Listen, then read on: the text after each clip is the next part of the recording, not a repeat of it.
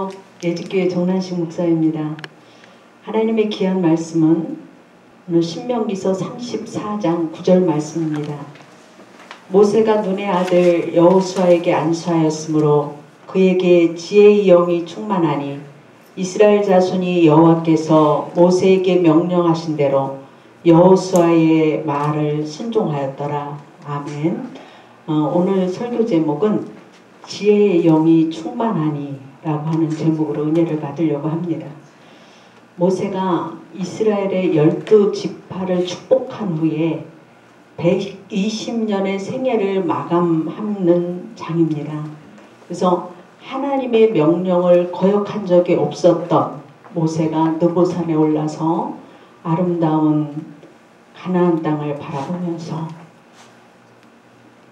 비록 그 땅에 들어가지 못하지만 하나님이 예비하신 영원하고 아름다운 기업을 기대하면서 최후를 맞아서 여호수아에게 축복해주고 안수해주고 이제 가는 장면의 말씀이에요.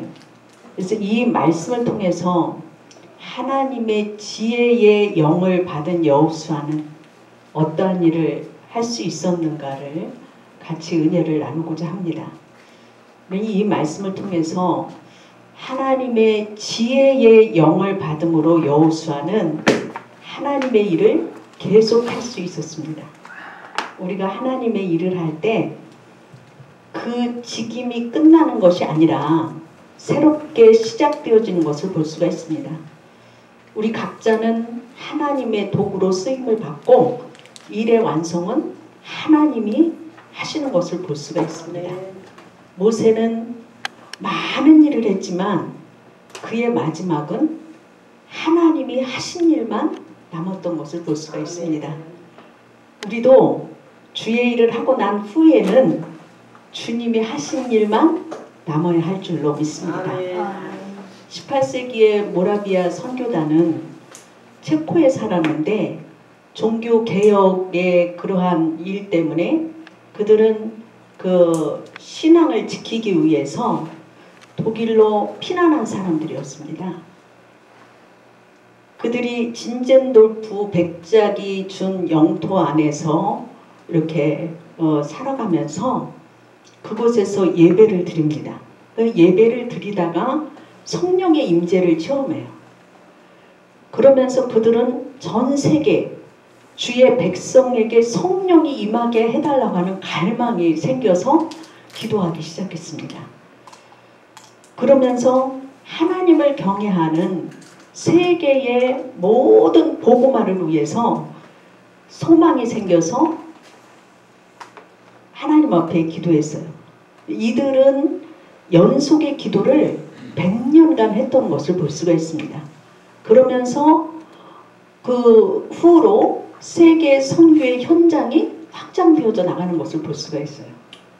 그때의 우리나라도 아펜젤러나 언더우드 선교사가 이 땅에 들어와서 복음이 증거되어지기 시작하면서 오늘날까지 이렇게 되어졌어요.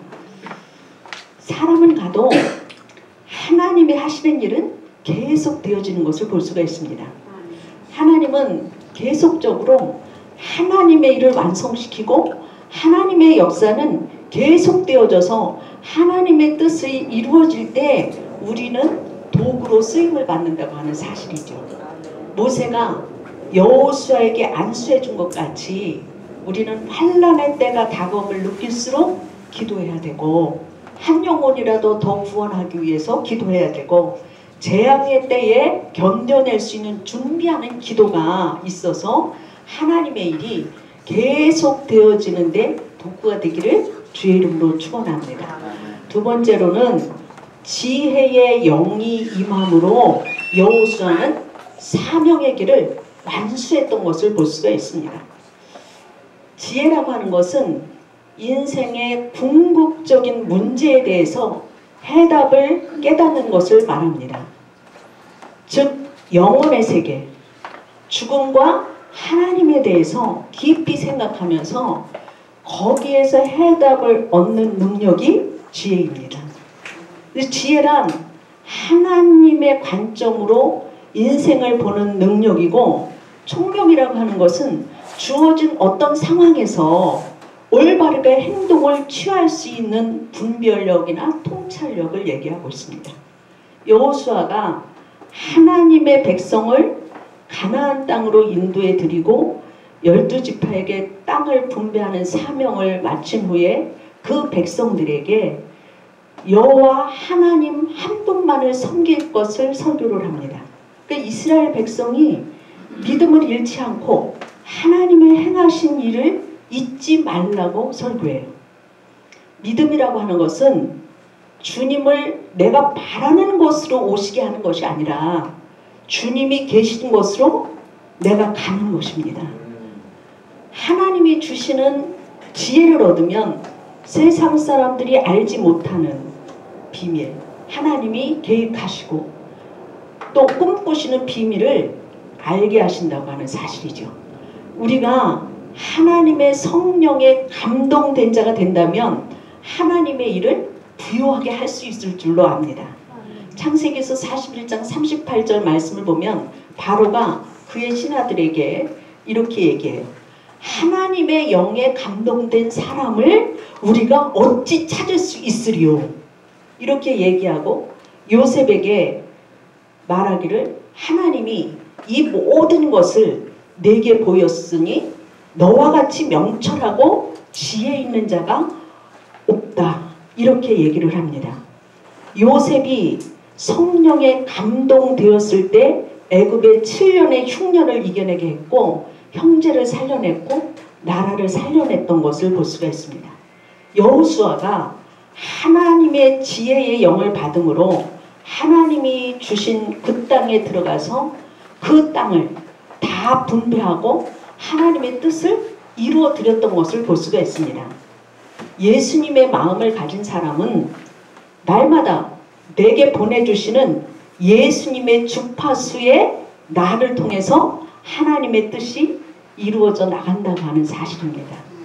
내 뜻을 완성하는 것이 목표가 아니라 나를 통해서 하나님의 뜻이 이루어져 나가는 것이라고 하는 사실이지요.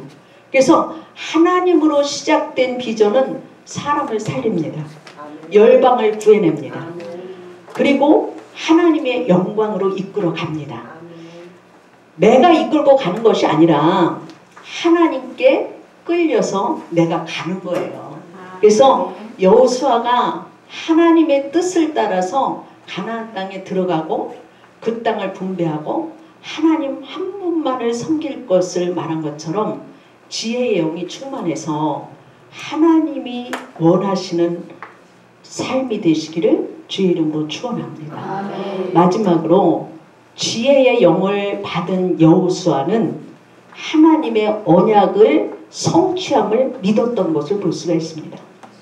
모세는 죽음 앞에서 약속하신 하나님이 허락한 그 땅을 바라보고 하나님의 말씀의 비전을 선포해요. 그래서 신명기서 34장이 마지막 장인데 이 신명기서 34장 2절부터 3절 말씀을 보면 또 온 납달리와 에브라임과 므낫세의 땅과 서해까지의 유다 온 땅과 네겝과 종려나무의 성읍 여리고 골짜기 평지를 소알까지 보이시고 여호와께서 그에게 이르시되 이는 내가 아브라함과 야곱에게 맹세하여 그의 후손에게 주리라 한 땅이라. 내가 내 눈으로 보게 하였거니와 너는 그리로 건너가지 못하리라 하시매. 하나님은 이스라엘 후손에게 그 땅을 주시겠다고 약속하신 대로 가나안 땅을 주셨던 것을 볼 수가 있습니다. 이 말씀이 다윗 시대까지 이어져서 다윗이 영토를 넓혀감으로 하나님의 약속이 다 성취되어져 가는 것을 볼 수가 있습니다. 사무엘하 8장 6절 말씀에 보면 다윗이 정복 전쟁으로 다윗 왕국이 남으로는 이집트 시내까지 북으로는 유브라데의 서편 지역까지 다 차지해요. 이것이 창세기서 12장 1절에 아브라함에게 말씀하셨고 모세에게 말씀하셨고 여호수아에게 약속하셨던 그대로 모든 것을 하나님이 성취하셨던 것을 볼 수가 있죠. 그래서 민수기서 23장 19절 말씀에 보면 하나님은 결코 시건치 아니하시는 하나님이시다. 이렇게 말씀하셨죠. 그래서 하나님은 하나님의 언약에 대해서 철저히 이행하시는 분임을 나타내셨습니다. 그래서 그 모세에게 약속하신 그 후손에게 땅을 차지하게 될 것이라고 하신 그 약속대로 다윗의 시대에 다 성취되는데 1100년 후에 다 이루어집니다. 그래서 이거는 우리가 예수 그리스도를 통해서 신구약의 모든 성도들이 얻게 될 천국을 예표하고 천국의 언약이 확실히 성취될 것을 보여주고 있습니다. 하나님의 약속은 반드시 성취됩니다. 하나님의 말씀을 성취하심을 믿는 여호수아와 같은 귀한 믿음이 있기를 주의 이름으로 축원합니다. 여호수아가 지혜의 영을 받음으로 하나님의 일을 계속해서 이루어지게 하시고 쓰임받게 하시고 주님이 주신 땅을 분배하고 하나님의 말씀의 성취를 이루시는 그 주님을 믿는 믿음으로 산 것처럼 우리 모두가 지혜의 영이 충만하시기를 주의 이름으로 축원합니다. 아멘.